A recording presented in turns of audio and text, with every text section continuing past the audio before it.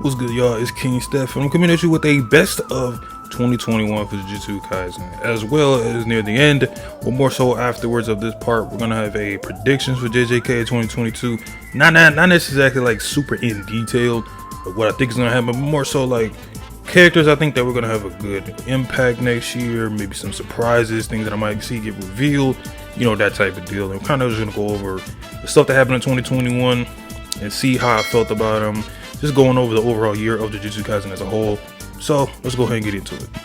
And the year started off for Jujutsu Kaisen 2021 with a big impact. I mean, we had essentially the very end of Shibuya, and I believe Kenjaku's, let's say, proclamation of the Heian period coming to a fourth and coming back, and the new golden age of sorcerers will be among us. That was a big deal. And I remember when this happened, there was a lot of theories coming about what was going to happen, and I really like this moment, not only because it seems like a spot in the series of JJK. We're going to have a lot of lore coming from this, a lot of ideals coming out of this, the possibilities of what Sukuna's going to do. We get a little bit of a deep dive into Kenjaku's mindset as a villain, what he wants to accomplish, and kind of what his goals are through this establishment of trying to bring up a new era of sorcerers, specifically for this age. And now, obviously, in the Culling Games, we did find out some of them are going to be brought back because of the deals that he made, which even that has a different intellect to him. And then just another like layer to his character, like seeing like the people that's going to be coming back, and maybe we have yet to see it, but maybe come back looking for him. Obviously, we have a sorcerer that's now in the Culling game called Hashimo, and he's looking for Sukuna and all that type of stuff. And it's so much that's coming out of that alone, so much lore that we also want to know, like what happened with Kenjaku and Sukuna because of the deal that was presumably made of how Sukuna was turned into his fingers. Like, it's a lot going for it. I think that was a really peak moment to start out the year. We also got a lot of returns and debuts, mainly being Yuta, the big one. Obviously, Yuta coming back literally right after Shibuya, and that was a big impact. I know that was kind of one of the big trending moments for JJK, because we see a character who Volume 0 was canon. We all kind of knew that, but we didn't know exactly how canon it was. And seeing Yuta come back in the story was like a huge moment. And I think a lot of people who didn't read Volume 0, they went ahead and reread it. A lot of Yuta fans, I think Yuta's gonna bring a different vibe come next year. And we also, out of that, got Naoya's debut. And once again, another character who this time, obviously he's not as big as Yuta when it comes to importance, but he played a pretty big role, obviously, for the Maki stuff, and more fleshing out the Zaneen clan and kind of like how they think, even for like a younger character like Naoya. And with Naoya's debut, we got obviously a lot of people that weren't really big fans of Naoya, which, I mean, Naoya is basically for this whole year more so of a villain per se than Kenjaku. They're both villains, but Naoya is probably the most upfront about it. I mean, obviously he ain't a fan of women like that. And the way he kind of fights, it just comes off as like a slimy piece of shit, and that's basically what he is. And some people didn't like that, which obviously that's the goal. Like, you're not supposed to like him because he's not supposed to be likable. But nonetheless, he did play a pretty pivotal role this year. We also got some pretty let's say fights that we didn't expect to get at all, or throughout the entire series. We got Yuji and Choso versus Yuta and Naoya.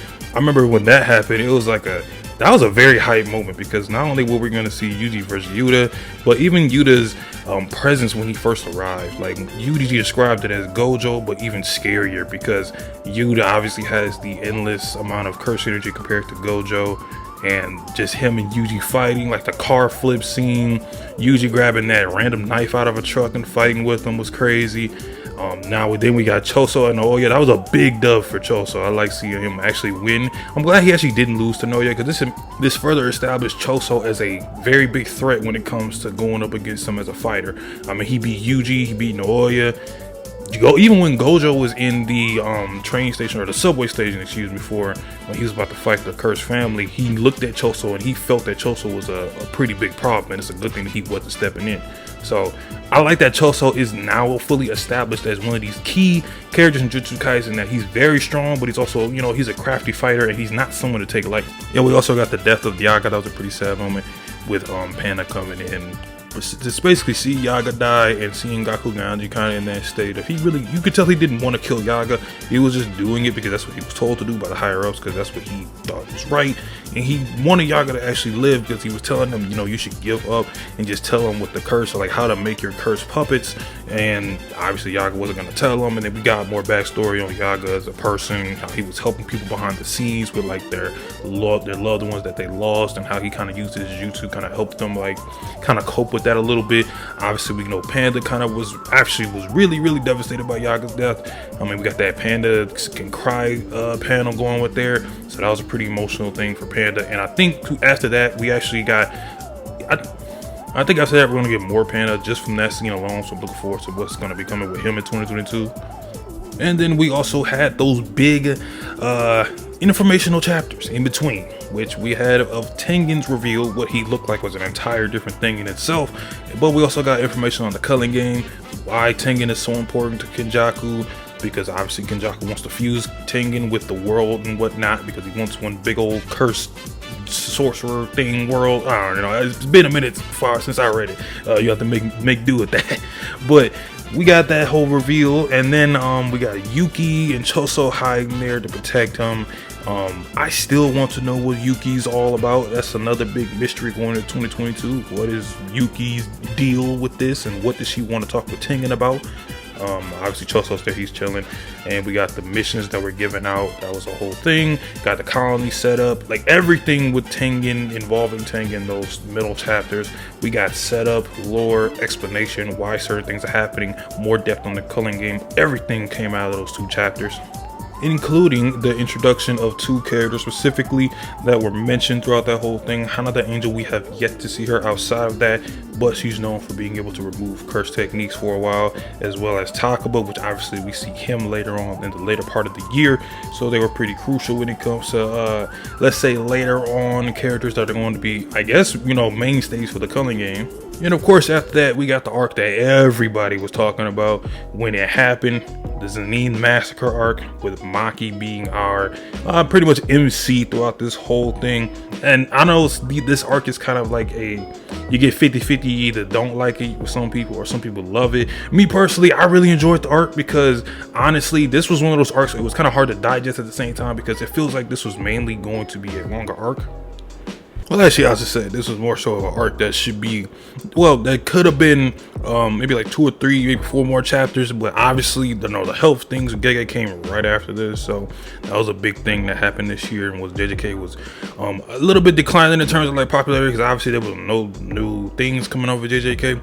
But other than that, the Maki arc to me was really good. Obviously, I thoroughly enjoyed it.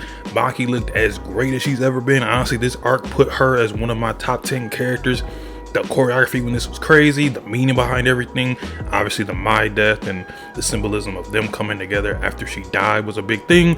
Her killing her father Ogi. A lot happened in those span of arcs for this. A lot happened in these span of chapters for this arc that I thoroughly thought was one of the grade A moments of JJK this year. Honestly, was my favorite part of JJK this year. So, you know, different opinions come from that, but it is what it is. After that, we got more debuts with Hakari and Kirara making her debut. Then with that, we got the Panda Megami infiltration thing going on along with Yuji. And this, honestly, Hakari was one of those characters I was thoroughly anticipating for a while. Not only that, but like his design, the way he was talked about, you know, occasionally whenever he was brought up, I'm like, okay, this dude has to be a big deal. And he came off as a big deal on just his first panel when we first seen him. He doesn't come off as like a student. He comes off as someone that's basically someone you should take very seriously. And I like that he and Kiara carry this rebellion like mind state, very similar to Gojo through their characters. Obviously they haven't done the biggest of things yet, but their arc, I really enjoy how their characters were kind of fleshed out through, especially like the cursed techniques, how the older people, they weren't really fans of specifically Kiara and Hakari's techniques, because they were viewed as too technological compared to the traditional techniques, and that they were kind of shunned for having that. So that was kind of also just their like basis of like, okay, we're not really fans of the school, but we also respect Gojo heavily and Yaga because they are with us. They obviously want a new revolution or whatever for JJK, or for Jujutsu, I should say, and that's kind of how their whole characters for now. And I think in 2022 we're really going to expand even more on them, but Megami thoroughly shined in this. Panda had his little shine, and Yuji as a character specifically, we had one of his key moments with the COD conversation with Hakari. I thought that was one of Yuji's peak moments as a character, and really kind of symbolize, or like not symbolizes, but signals to the audience that this is what Yuji views himself as a character as of now, and it's still not his complete, full fleshed out of what Yuji is, and he still got more to grow, which I think was really a set of like, okay, Yuji really is a, you know, interesting MC. There's more to him than meets the eye. Once again, after all that happened, really, once again, I enjoyed that arc. We got more exploration when it comes to those characters, but we got Kashimo versus Hakari mentioned throughout this when it came to their post planning. I really can't wait for that. That's one of my anticipated fights for next year. Right after that, pretty much was all Culling Game. Obviously, we got Higaruma. Everybody loves Higaruma as a character. I don't even have to go into deep explanation, but he's a top tier character nonetheless in such a short amount of time, and he's still not done yet. And we got Takaba, who is a pretty much gag character that's kind of strong still. So the jury's still out for him. I'm like kind of like, he's an alright character for me. Not really one I'm thoroughly like trying to see what he's gonna do, but honestly, the Culling Game so far, the shining stars other than Higuruma has been Yuji and Megumi. They've been killing it pretty much the last couple chapters. Actually, I should say the last couple months was basically just Yuji and Megumi showing that they're the ones who punch JJK for a reason. Yuji, top tier MC, and Megumi, top tier deuteragonist. So they're pretty much gonna end the year off. I mean, we got Megumi's domain expansion as the last thing we're gonna see this year, going into next year. So 2022 is going to pop off automatically. Pretty hyped with the reveal of what Megumi's domain can now do with that little design that he got added in there. So 2021 of JJK as a whole, along with the movie, I had to throw that in there. The movie coming in, making big numbers. I don't know the numbers specifically, but I did see one that was like, it's near 1 billion yen or something like that, or it's at 1 billion yen. That's dope to see. Obviously, JJK is going to be making a lot more boom when it comes to next year. I think because obviously this year we had the drawbacks. We had obviously more COVID stuff coming around, and Gege's sickness and all this other stuff, canceled events and pushback because of Mappa and all that. It was a lot going on, but I think 2022 is going to be a huge year for the series. But let's go ahead and get into like what I think we're going to see, or what I can actually come to probably expect for next year. When it comes to 2022, I'm really expecting 3 main characters. There are these 3 specific characters to have really, really big years. One being Kenjaku. I think this is going to be the year of Kenjaku as a villain. I really am expecting him to go all out when it comes to his ideology, his Yuji stuff. Kenjaku and Yuji has a very an interaction we're waiting to see more, obviously because of the mom stuff, and that whole dynamic is gonna be interesting. Obviously what he's got planned with this whole Chinese government thing and the bomb. Anything revolving Kenjaku, I think we're gonna get a huge thing for him next year. Second is gonna be Yuta. I think Yuta is gonna pop off this year, specifically around like maybe spring. Mainly because obviously the movie came out, and even with the movie, even if the movie didn't come out, I'm expecting you to have a big series or a big year regardless. Mainly because of the fact that he's been kind of built up before Culling Game as the strongest man other than Hakari. I mean, even Yuta, we haven't even got anything of him prior to like, or after Tengen, we haven't got anything from him. No dialogue, no nothing. But I feel like that's because Gege's kind of waiting, because I feel like Yuta's gonna have a big moment, specifically with Kenjaku, because I think we're gonna get a Kenjaku Yuta fight. I think we're gonna have kind of like a little callback to Volume 0, or maybe he's gonna be the one to deal with Hana. Something's gonna happen with Yuta. I think it's gonna be pretty vital when it comes to the end of the Culling Games. Now, as for my third character, it's got to be Hakari. Hakari has to have a huge year this year. He's been built up as the guy that was right after Yuta, and occasionally he can be even stronger than Yuta. His introduction is one of the most unique compared to a lot of characters in the series. I mean, there's a lot of hype around him. He got the Volume 18 cover that people are really big fans of. I'm a big fan of. And then we don't even know what his curse technique can do. He's got the big Kashimo fight, which Kashimo has been listed as like one of the stronger guys because he's specifically looking for Sukuna. So Kashimo has to be a big deal. His fight's gonna be nice, and I think even narratively, Hakari's gonna play a role with the Culling Games, specifically because obviously he wants to adjust and take over the whole fever of Japan somehow. I don't know how, because I'm still trying to figure out this whole fever thing and like kind of Hakari's way of going about things and kind of taking control of like the gambling and like kind of money, all of that. I'm really trying to figure out like how his narrative and his ideology kind of comes into play with the Culling Game as well. I feel like that's gonna like come through somehow. Maybe he gets into interaction with a different character that kind of coincides with what he believes in as well. I think Hakari's gonna have a year of where him as a character is really gonna shine more so than his power.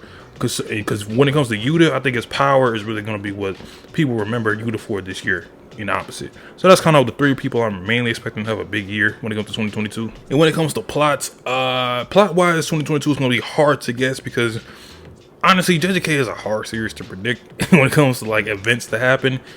I feel like a lot of people are going to expect Gojo to break out. Me, on the other hand, I'm actually not expecting Gojo to break out until the very end of the Culling game. So I'm really 2023. I think that's where Gojo comes back. But other than narrative, I can really see Megumi as a plot. Somehow, some way, Toji's going to be brought up again during this arc. But this time towards Megumi in a light of people knowing who Toji was. I don't know how this is going to happen, obviously, but I feel like Toji is going to be a relevant plot again coming later into the Culling game.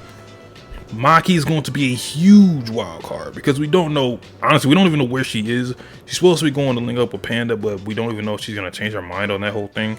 And even if she does come into the Culling game, I actually think her kill count is going to be the one that stands out the most because obviously we know now Maki is kind of unhooked. She's unreleased, unchained. Her whole potential has come through, and her whole vibe of her brings off someone that just you don't want to mess around with.